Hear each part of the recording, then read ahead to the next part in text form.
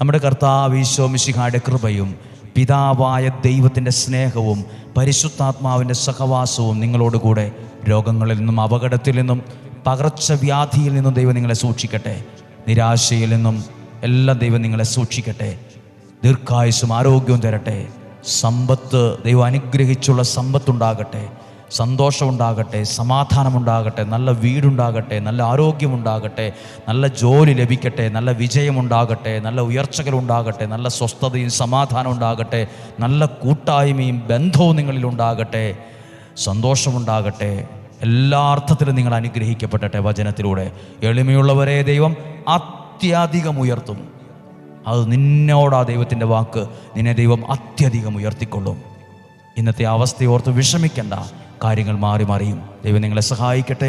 ഈശോയുടെ നാമത്തിൽ ഇപ്പോഴും എപ്പോഴും എന്നേക്കും ആമേൻ. ദൈവം നിങ്ങളെ സഹായിക്കട്ടെ.